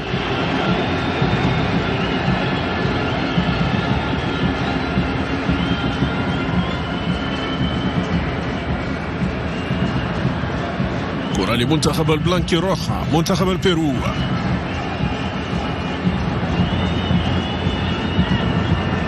منتخب البيرو رباعية كأس العالم عام 1970 و 1978، الدور الثاني سابقا. هذه كرة من حكيم زياش يلعبها بوفال في منطقة الجزاء. سفيان بوفال يتلاعب بدفاع البيرو. بوفال في منطقة الجزاء لكنها ضائعة. سفيان بوفال الخطأ الأول، وهنا كرة سفيان بوفال استحق معنا البطاقة الحمراء في الكرة الماضية. يكمل كل من الفريق الوطني ومنتخب البيرو هذه المواجهة ب10 لاعبين في الربع ساعة الأخير منها، والبيرو في طريقه لإجراء تغييرات أخرى. يستعد للدخول ساندوفال رقم 11 بالإضافة لأكينيو رقم 23 ورقم 10 بينيا. 3 تغييرات دفعة واحدة لمنتخب البيرو.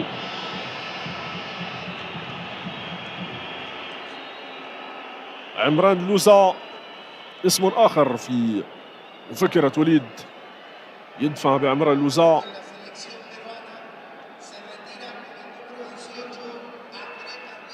تغييرات الجهاز الفني للمنتخبين ما عندنا الغرض منها وتجريب أكبر عدد من اللاعبين وتجريب أكثر عدد من الاختيارات. هذا بيني رقم 10 آخر من يلتحق وأكينيو رقم 23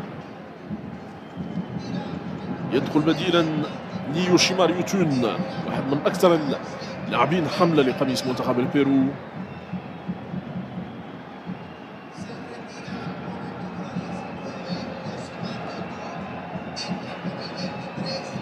يغادر نصير المزراوي.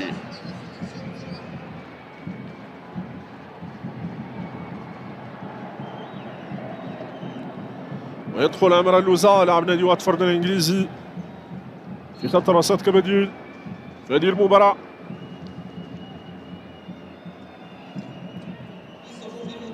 فيما يتحول سفيان أمرابات لشغل مهام المدافع الأيمن. كرة في خط الوسط لمنتخب البيرو. نلعب آخر 9 دقائق من عمر هذه المواجهة. حكيم زياش، عمران لوزا لرومانسيس نحو عمران، يشغل مكان سفيان أمرابات، يغير الوجهة للطرف الأيمن لحكيم زياش يحاول يمر حكيم يلعبها في منطقة الجزاء لكن بعيدا عن مرمى المنتخب البيروفي.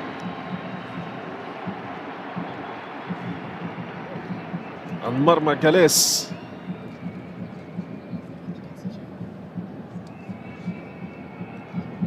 زياش الذي حاول كثيرا في هذه المباراة.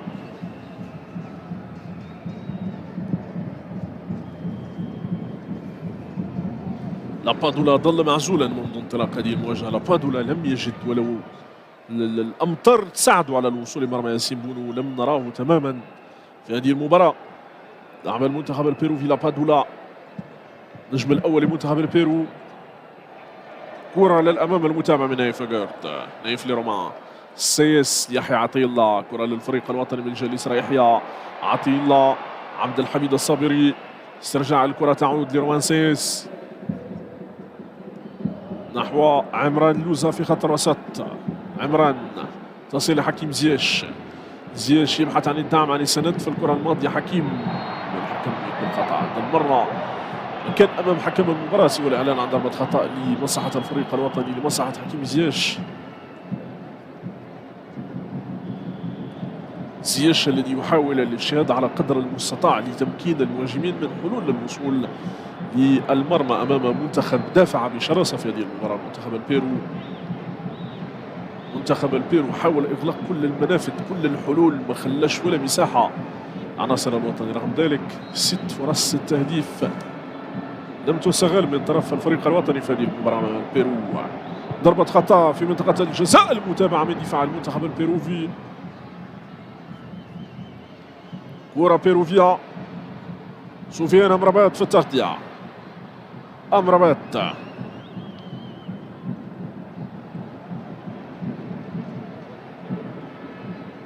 والكرة في تماس منتخب البيرو. جمهور الحاضر يساند الفريق الوطني، يواصل دعمه للعناصر الوطنية في هذه المباراة التي تكتسي أهمية خاصة لمنتخبنا الوطني في أفق تحضيراته للتحديات المستقبلية. مباراة من هذه النوعية لما تلعب أمام منتخب مدافع، أمام منتخب بيحاول وأنه ما يعطيكش حلول كثيرة، هذه النوعية من المباريات تنتظرنا أكيد في نهاية كأس أفريقيا. لما تلعب أمام المنتخبات الكبرى على مستوى العالم أكيد أنه اللعب يكون مفتوح سواء على مستوى العالم أو على المستوى الأفريقي، لكن أمام منتخبات متوسطة تنتظرك سيناريوهات مماثلة تماما لما نراه اليوم.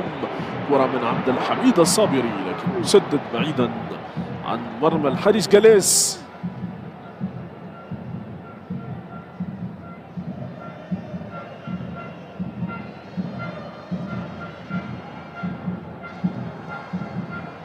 نذكر أن المنتخبين معا منقوصان من لاعب بعد إقصاء كل من زمبران وسفيان بوفال.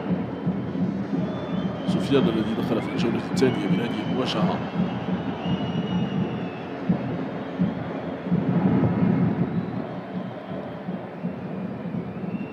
كرة من رومانسيس تعود الكرة من جديد لمنتخب البيرو. ريناتو تابيا، ريناتو غير الوجهة تماما للطرف الايسر لمنتخب البيرو. منتخب البيرو يبحث عن الوصول للمرمى. كرة تلعب وتدخل رومان سيس.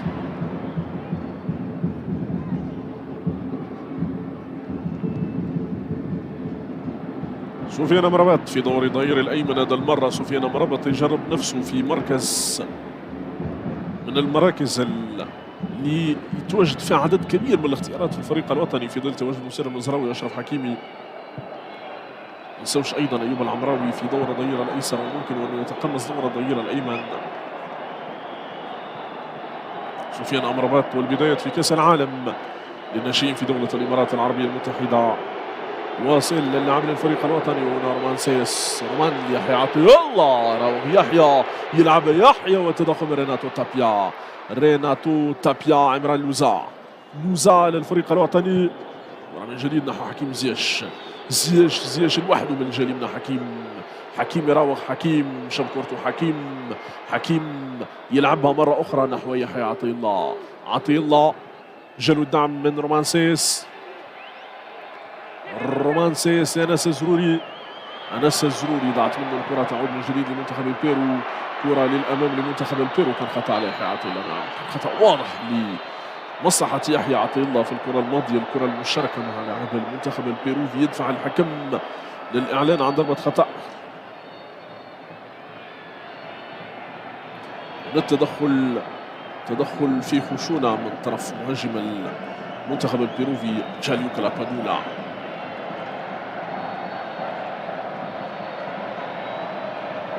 خطأ لمصلحة الفريق الوطني. الجمهور يحتفل في المدرجات، الجمهور يتفاعل مع منتخب بلده، سعيد جدا برؤية الفريق الوطني عن قرب في هذه المباراة التي تجرى في شهر رمضان الأبرك. كرة من أنس الزروري. قاعدة اختيارات واسعة لوليد الركراكي الذي يدير الفريق الوطني. لاعبين بسن أولمبيا أيضا ما نسوهمش. كرة من أنس يلعب كرته أنس في منطقة الجزاء والتدخل من دفاع البيرو. كرة من نيفاغارد لسفيان امرابط. ياسين بونو.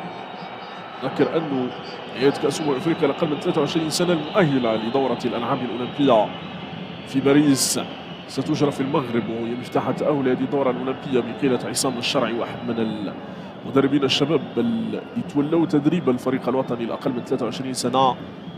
سيستفيد من شادي رياض ومن بلال خنوس ومن عدد من اللاعبين المتواجدين مع الفريق الوطني الأول.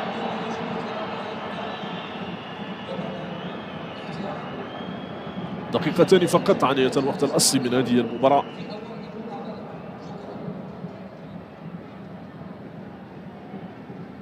ضربة خطأ للفريق الوطني. عبد الحميد الصابري يلعب كورته ليحيى عطية الله للفريق الوطني. أنس الزروري. أنس كرة مباشرة.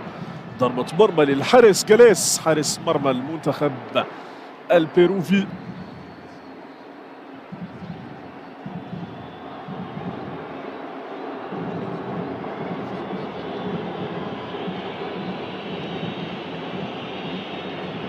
تغييرات متواصلة من طرف منتخب البيرو الذي يجرب عدد كبير من اللاعبين.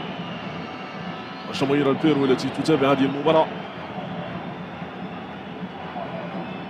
جماهير كبيرة تتابع هذه المباراة. جماهير البيروفية المقيمة في مدريد وفي عدد من المدن الإسبانية. وتغيير قادم لمنتخب البيرو. تلعب الكرة رومان سيس. كرة في التماس للفريق الوطني. رومان سيس لعبد الرزاق حمد الله محاصر من طرف مدافعية المنتخب البيروفي.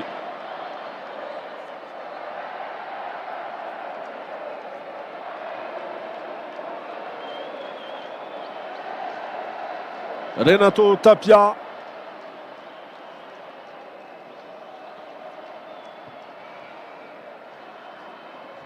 تصل الكرة من سانتا ماريا للبدي بانيا. ريناتو تابيا يعود لكي يشغل مهمة المدافع الأوسط. ماشي المرة الأولى اللي يلعب هذا الدور ريناتو تابيا. لعب في مباريات سابقة كمدافع أوسط. جاليوكا لابادولا بعدما لم تتح له ولو نصف فرصة في هذه المباراة يغادر هذه المواجهة ويعوض بليزا في آخر دقائق الوقت الأصلي من هذه المباراة بين البيرو والمغرب. عمران لوزا يلعب كرة لعبد الرزاق حمد الله وتدخل الدفاع عبر ريناتو تابيا. من جديد كرة بيروفيا، كرة للأمام للحارس ياسين بونو.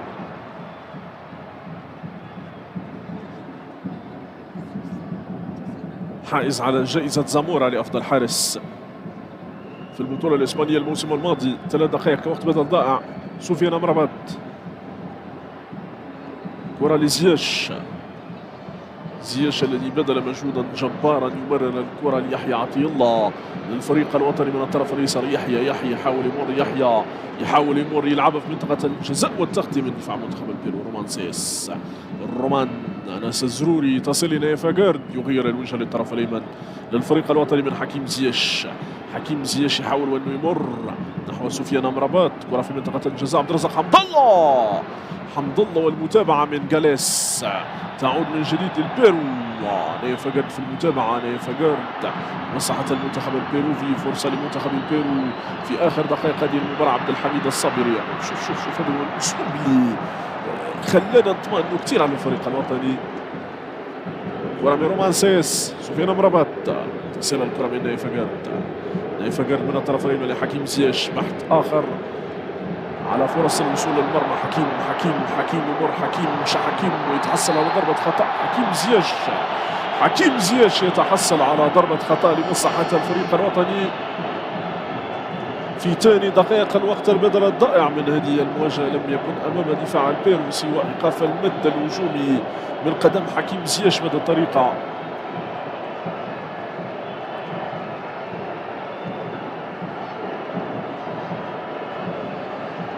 فرصة للفريق الوطني، محاولة للوصول للمرمى، توقيع على الهدف الأول في هذه المباراة أمام منتخب البيرو.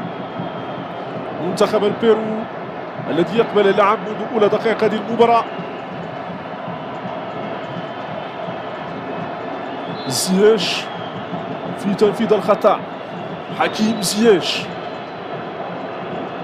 كرة ثابتة للفريق الوطني.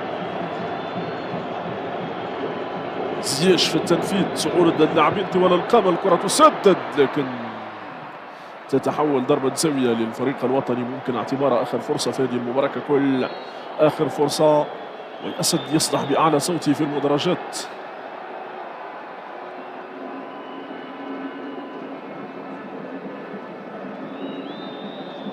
كان خطأ على ريناتو تابيا، والكرة تتحول من جديد لمنتخب البيرو.